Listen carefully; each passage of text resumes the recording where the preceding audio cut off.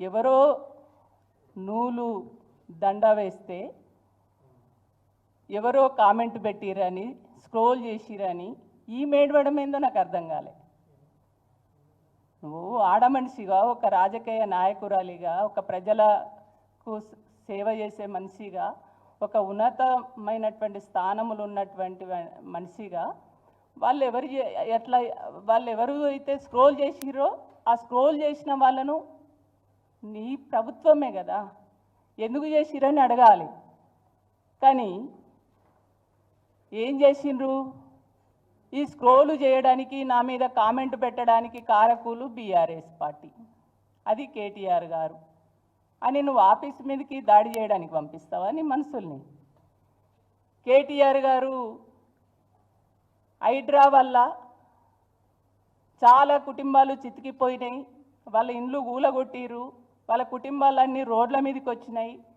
వాళ్ళ బాధలు, వాళ్ళ కష్టాలు, వాళ్ళ ఆవేదన తెలుసుకొని వాళ్ళను ఓదార్దమని చెప్పిపోతే అక్కడ పోయి కారు మీద మీ కార్యకర్తలు, మీ గుండాలు పోయి అడ్డుకుంటారు. ఇదా మీరు చేసేటువంటి పద్ధతి? మీరు ఏం చేయాలి? ప్రభుత్వంలో ఉన్నప్పుడు, ఒక అధికారంలో ఉన్నటువంటి, ఒక ఉన్నతమైనటువంటి స్థానంలో ఉన్నటువంటి, ఒక మంత్రి హోదాలో ఉన్నటువంటి ఒక సీనియర్ మహిళగా నువ్వేం చేయాలి? ఇవాళ ఒక చిన్నారి పిల్లలు, గర్భిణీ స్త్రీలు, మా అక్క చెల్లెళ్ళు, పెద్ద మనుషులు వాళ్ళు ఏడుస్తూ ఉంటే, వాళ్ళు ఆవేదన చెందుతూ ఉంటే, ఆ కుటుంబాలన్నీ చితికిపోయి బాధపడి ఇండ్లు పోగొట్టుకొని రోడ్ల మీదకి వచ్చి ఏడుస్తుంటే వాళ్ళు గుర్తొస్తలేరు నీకు. ఎవడో స్క్రోల్ చేసిండు, ఆ స్క్రోల్కు కారణం బీఆర్ఎస్ పార్టీ అని అంటే నీ గురించి నువ్వే ఏడవడము, నీ గురించి నువ్వే ఇది చేసుకుంటావే తప్ప, నీ వరకే ఆలోచిస్తావే తప్ప, ఇవాళ ఒక రాష్ట్రాన్ని తెలంగాణ రాష్ట్రంలో ఉన్నటువంటి ఒక ప్రభుత్వంలో ఉన్నత స్థానంలో ఉండి ఈ రాష్ట్రంలో ప్రజల గురించి ఆలోచించవలసినటువంటి స్థానంలో ఉన్నటువంటి నువ్వు నీ గురించి తప్ప మరి ప్రజల బాధలు, కష్టాలు, కన్నీళ్ళు నీకు అవసరం లేదా? అవన్నీ మర్చిపోయినరు. వీళ్ళ బాధ ఏంటంటే ఆ ప్రజల బాధలు అవసరం లేదు.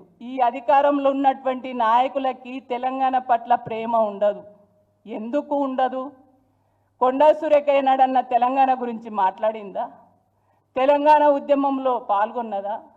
ఇవాళ ఈ రాష్ట్రానికి ముఖ్యమంత్రిగా ఉన్నటువంటి రేవంత్ రెడ్డి ఏనాడన్నా తెలంగాణ గురించి మాట్లాడిండా? తెలంగాణ ప్రజల కష్టాలు, సుఖాలు, బాధలు ఏనాడన్నా చూసిండా?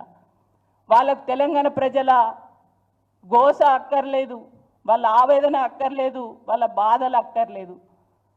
ఇవాళ తెలంగాణలో, ఇవాళ హైదరాబాదు నడిబొడ్డులో ఉన్నటువంటి మూసీలో పోతున్నటువంటి ఇండ్లు ఏవైతే కూలగొట్టిరో ఆ ప్రజలు వేలాది కుటుంబాలు రోడ్ల మీదకి వచ్చి బాధపడుతుంటే ఆ కుటుంబాలను పరామర్శించవలసింది పోయి, ఓదార్చవలసింది పోయి, అదే మేము ఉన్నామనేటువంటి ఒక భరోసాని ఇవ్వవలసింది పోయి, అవన్నీ పక్కకు పెట్టి చిన్న విషయాలను పట్టుకొని ఒక రాద్దంతం చేసి ఇవాళ కేటీఆర్ పైన నేను అడుగుతున్నాను కొండా సురేఖ గారిని, కొండా సురేఖ గారు మీరేనా ఆడోళ్ళు? వేరే ఆడవాళ్ళ పేర్లు నువ్వు ఎట్లా తీసుకుంటావు? నీకేం రైట్ ఉంది? నువ్వు అసలు ఆడదానివేనా? వాళ్ళ కుటుంబాలు లేవా? వాళ్ళు బాధపడరా? వాళ్ళు ఆవేదన చెందరా? ఒక రకులని, సమంతని ఎట్లా తీసుకుంటావు నువ్వు పేరు? నాగార్జున, కేటీఆర్ మధ్యలో నువ్వేమన్నా బ్రోకర్ పని చేసినావా? నీకేమన్నా నువ్వు బ్రోకర్ పని చేసి నీకు చెప్పిండ్రా వీళ్ళు? రమ్మనంటే పోలేదని అంత స్పష్టంగా ఎట్లా చెప్పగలుగుతున్నావు? అంటే కావాలని తప్పుడు ఆరోపణలు. అంటే రోజు రోజుకు ఈ కాంగ్రెస్ ప్రభుత్వము 6 గ్యారెంటీలు ఏవైతే ఇస్తానని ఇచ్చినటువంటి హామీలు అమలు చేయకుండా హైదరాబాద్లో మూసి అనేటువంటి ఇది ఒకటి పెట్టుకొని దాంట్లో కూడా స్పష్టత లేకుండా ఇవాళ మూసి ప్రాజెక్టు చేయడం వల్ల 10,000 కోట్లు ఏది మేఘా కృష్ణారెడ్డి తోటి ఒప్పందాలు చేసుకొని అవి ఆ డబ్బులు వస్తాయి అనేటువంటి ఆశలో దానిపైన పడ్డరే తప్ప ఇవాళ 6 గ్యారెంటీలు అమలు చేయాలనే సోయి లేదు. అవి తప్పించుకోవడం కోసం బీఆర్ఎస్, ఎందుకంటే బీఆర్ఎస్ పార్టీ ఎప్పటికప్పుడు ప్రజలలో ఉంటుంది, ప్రజా సమస్యలు తెలుసుకుంటుంది, ప్రజల పక్షాన నిలబడుతుంది, ప్రజల కోసమే పెట్టినటువంటి పార్టీ కాబట్టి ఆ పార్టీ నాయకులు రేపు ప్రజలలో ఇట్లనే పోతే మా కాంగ్రెస్ పార్టీ, మా కాంగ్రెస్ ప్రభుత్వానికి ఉనికే లేకుండా పోతుందని ఒక భయంతో ఈ రకమైనటువంటి ఆరోపణలు చేస్తున్నారు తప్ప ఇంకొకటి కాదు. కాబట్టి ఖబర్దార్ కొండ సురేఖ గారు, మీరేందో, మీ చరిత్ర ఏందో, మీ కుటుంబం ఏందో ఈ తెలంగాణలో ఉన్నటువంటి ప్రజలందరికీ తెలుసు.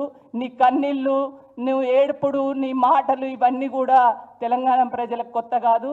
ఇవి ఏడుపులు కానీ ఈ పనిల మాటలు ఇతర ఆడవాళ్ళని కించపరిచేటువంటి పద్ధతి మానుకో, మంచి పద్ధతి కాదని చెప్పేసి ఈ సందర్భంగా హెచ్చరిస్తున్నాను.